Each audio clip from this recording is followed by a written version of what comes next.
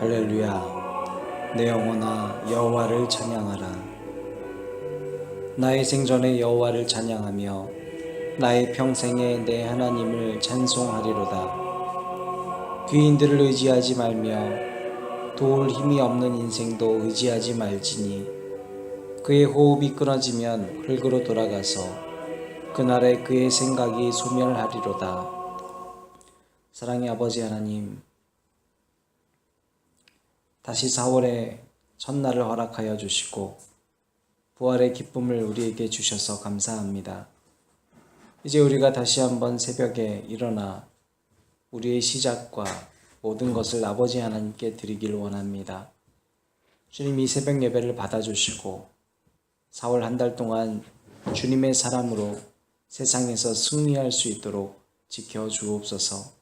예수님 이름으로 기도드립니다. 아멘. 오늘 우리에게 주신 하나님의 말씀은 에스라 1장 1절에서부터 4절까지 말씀입니다. 에스라 1장 1절에서 4절까지 말씀, 구약 성경 710페이지입니다. 함께 찾으셔서 교독하시겠습니다. 바사왕 고레스 원년에 여호와께서 에레미야의 입을 통하여 하신 말씀을 이루게 하시려고 바사왕 고레스의 마음을 감동시키심에 그가 온 나라에 공포도 하고 조서도 내려 이르되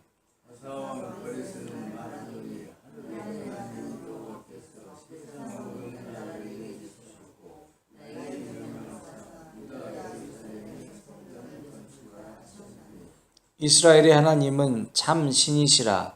너희 중에 그의 백성된 자는 다 유다 예루살렘으로 올라가서 이스라엘의 하나님 여호와의 성전을 건축하라. 그는 예루살렘에 계신 하나님이시라. 남아있는 백성이 어느 곳에 머물러 살든지 그곳에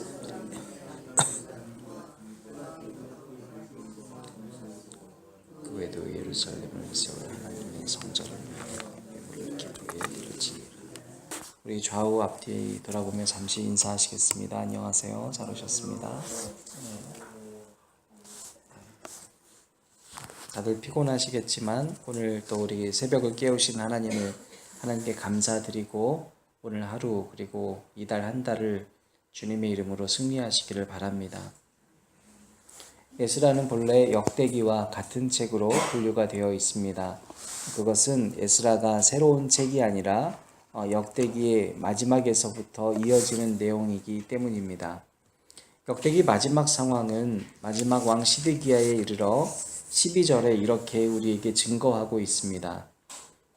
제가 세번역 성경으로 읽어드리겠습니다. 그의 하나님 여호와 보시기에 악을 행하였고 선지자 예레미야가 여호와의 말씀으로 가르쳐도 그 앞에서 겸손하지 아니하였습니다. 라고 기록되어 있습니다. 시드기야는 그 시대에 함께 살았던 위대한 선지자인 예레미야의 말씀도 듣지 않았습니다. 아마도 설교를 하기는 했지만 듣는 사람의 시드기야의 귀가 열리지 않았던 탓입니다. 아이러니하게도 그 시대에는 가장 많은 선지자들이 말씀을 선언하고 예언했던 시대이기도 합니다. 다니엘, 하박국과 같은 선지자들이 그 시대의 인물들입니다. 그 시대는 그런데도 제사장도 타락하고 왕도 타락하고 백성들도 타락했습니다. 아무리 예레미야가 외쳐도 듣지 않는 시대에 예레미야는 애가 슬프이 울지 않을 수가 없었을 것입니다. 여러분, 여기서 우리는 주목해야 할 한 가지 사실이 있습니다. 우리 눈과 귀가 열리지 않으면 설교가 아무리 많아도 또 아무리 위대한 선지자가 이 시대에 있다 해도 우리 역시 미동도 하지 않을 수 있다는 것입니다. 우리 모두 시드기야와 같이 여호와의 말씀으로 일러도 그 앞에서 겸손하지 않는다라고 기록될 수 있다는 것입니다. 이 시대의 많은 사람들은 교회가 많아지고 목회자들이 많아지고 있다고 이야기하고 있습니다. 그러나 오히려 우리는 그에 대해서 반문해야 합니다. 이 시대의 말씀을 전하는 선지자들이 많아지고 있다는 것은 실제로 우리 세상 속에 살아가는 그리스도인들이 몰락하고 있다는 반증은 아닐런지 들여다봐야 할 것입니다. 영적 제사장이어야 할 우리 그리스도인들의 삶이 만인 제사장의 역할을 감당하지 못하고 오히려 세상을 닮아가고 있는 것은 아닌지 조용히 되묻고 또 스스로를 돌이켜야 할 것입니다.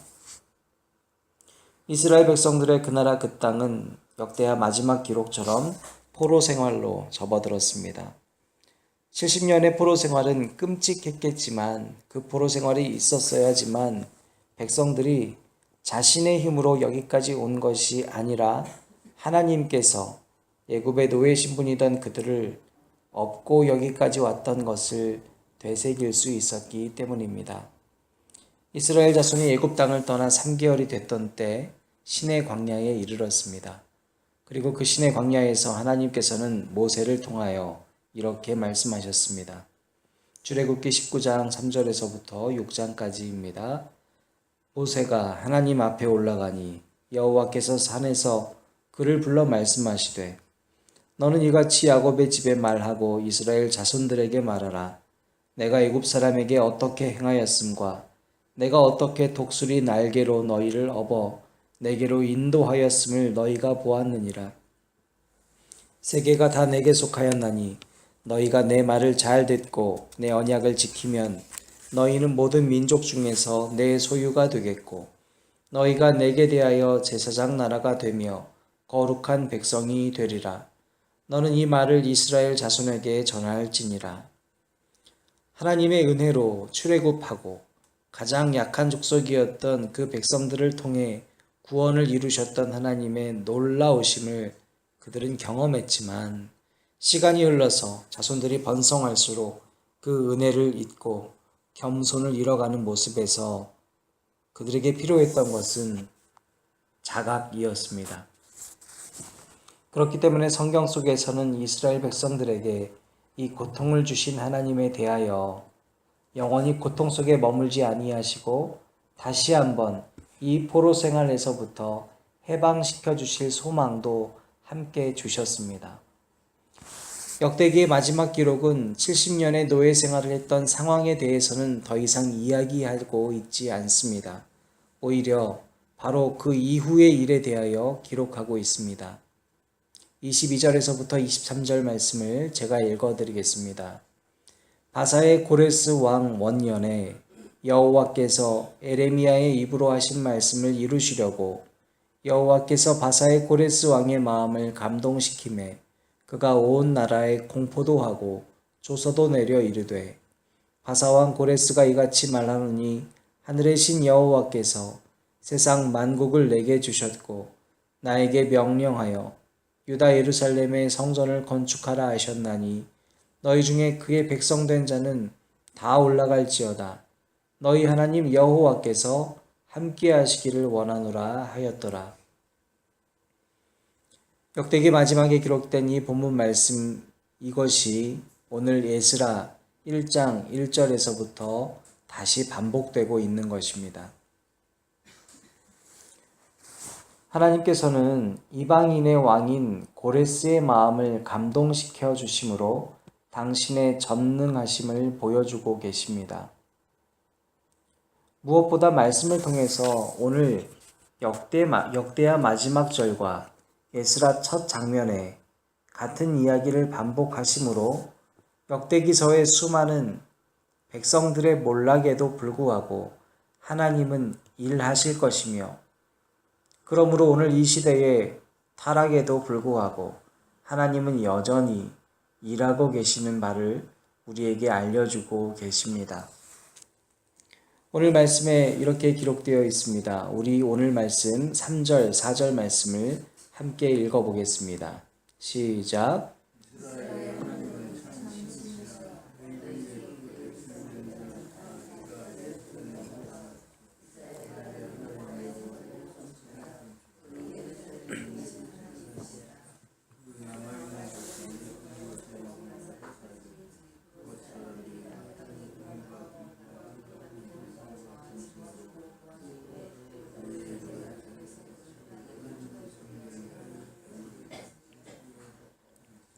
아멘. 이스라엘 하나님은 참 신이시라 말씀하신 그 예언에 따라서 이스라엘 백성들에게 요구된 것은 누구도 예외 없이 모두가 다 성전을 건축하라는 것이었습니다. 그 남아있는 백성이 어느 곳에 살던지 그것은 전혀 중요하지 않고 그 모든 사람들이 하나 되어서 성전을 건축하는 사명이 그들이 회복해야 할 사명이었습니다. 우리는 어제 부활주일 예배를 드렸습니다. 부활주일을 우리가 맞이하기 전 한 주 동안 고난주간을 묵상하게 됩니다. 사실 세상에서 산다는 것은 매일매일이 고난이고 매일매일이 십자가 인생입니다. 우리가 아무리 살아봐야 맞이하는 것은 죽음밖에 없습니다. 그러나 우리에게는 부활 소망이 있기 때문에 그 십자가의 길을 견뎌낼 수 있는 것입니다. 어제는 부활주일이었지만 만우절이기도 했습니다. 세상에서 산다는 것은 실제로 다 사라지는 가짜이지만 부활 소망만이 이 세상에서 영원한 진리인 것입니다. 하나님께서는 약속하신 예수 그리스도를 통하여 그를 믿는 자를 구원시킨다는 약속을 우리에게 주셨고 성취하셨습니다. 오직 그 약속만이 여러분에게나 저에게 영원한 진리이기를 진심으로 축원합니다. 오늘 우리는 이 말씀을 통하여 마지막으로 한 가지 다짐해야 할 것입니다. 여러분에게도 고난이 찾아올 수 있습니다. 그러나 그 고난은 여러분을 망하게 하기 위함이 아니라 다시 여러분을 회복시키기 위한 하나님의 계획임을 잊지 마시기를 바랍니다. 여러분이 할 수 있는 것은 그러므로 아버지 하나님께 돌아가 성전을 건축하는 것입니다. 내가 성전임을 깨달아 내 몸과 마음을 늘 정결하게 하는 것입니다. 눈과 귀를 열고 하나님의 말씀 안에 거하는 것입니다. 비록 이 나라 이 땅에 끊임없이 부정부패와 아픔들이 가득한 소식들이 들린다 할지라도 여러분은 그것에 소망을 잃지 마시고 십자가 앞에 더욱 나아가시기를 바랍니다. 그 하나님께서는 70년의 포로 생활을 종결지으신 분이시고 이방 민족의 왕의 입술을 통해 하나님을 인정하게 하신 분이시기 때문입니다. 우리 다 함께 기도하실 때 오늘 주신 하나님의 말씀을 묵상하시겠습니다. 묵상하시면서 하나님, 이스라엘 백성들의 70년의 포로 생활을 종결시키셨던 하나님께서 오늘 나의 고난과 고통도 헤아려 주시고 회복시켜 주실 것을 믿습니다. 하나님, 이 나라 이 땅이 여전히 부정과 부패가 또 많은 교회들이 무너진다 하지만 그러나 아버지 하나님, 내가 거룩한 영적 제사장임을 깨달아 성전을 짓는 사명을 소홀히 하지 않게 하여 주옵소서. 함께 기도하시겠습니다.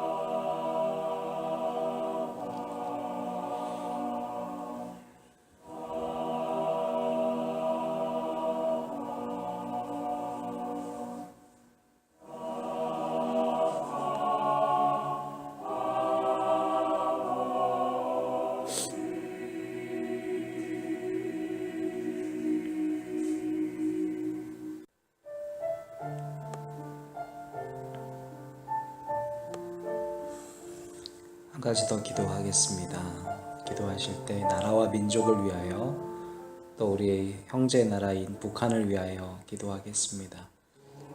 어제 평양예술단이 이제 도착했습니다.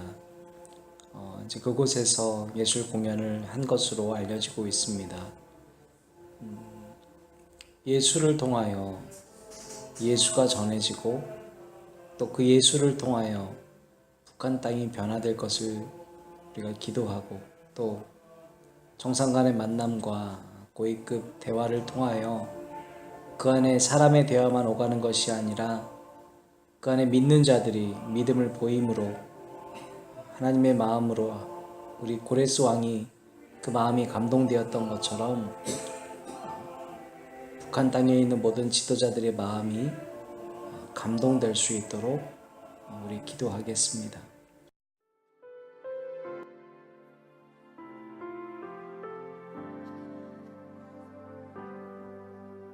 샬롬 샬롬 샬롬 샬롬 샬롬 샬롬 내니 두려워 말아라 나의 아들 나의 딸아 안심하라 샬롬 샬롬 샬롬 샬롬 샬롬 샬롬 나의 평안을 주노라 세상과는 다른 평화 두려워 마라 샬롬 샬롬 샬롬 샬롬 샬롬 샬롬 평안 있을지어다 아버지께서 날 보냄 같이 나도 널 보내노라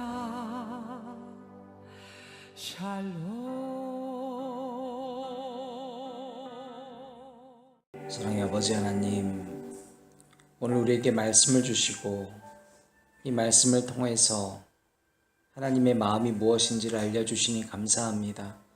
특별히 월삭 기도회를 통해 우리가 새 달을 시작하기 전 다시 마음을 다잡고 성전된 우리의 몸과 마음을 정결하게 원하시는 아버지 하나님의 마음을 기억하기를 원합니다. 한 달 동안 세상에서 살아갈 때 이 말씀을 잊지 않게 하시고 날마다 새벽을 깨워 하나님 앞에 기도하는 자녀들 되게 하여 주옵소서. 특별히 고레스의 마음을 감동시키셨던 하나님께서 이스라엘 백성들을 해방시키셨던 것처럼 주님 이제 북한과 또 남한의 이런 만남 가운데에서 오랫동안 지금 억압받고 있는 북한의 많은 백성들을 주님 만져주시고 위로하여 주시기를 원합니다. 특별히 김정은 위원장과 또 많은 지도자들의 마음을 주님께서 만져주실 줄 믿습니다. 주님, 그래서 우리나라 이 땅 가운데 다시 한번 평양에 교회가 세워지고 북한 땅에 많은 교회들이 세워져 우리가 함께 주님의 일을 도모할 수 있는 그날이 오게 될 줄 믿습니다. 예수님 이름으로 기도드립니다. 아멘. 여러분 계속해서 개인 기도하시면 되겠습니다.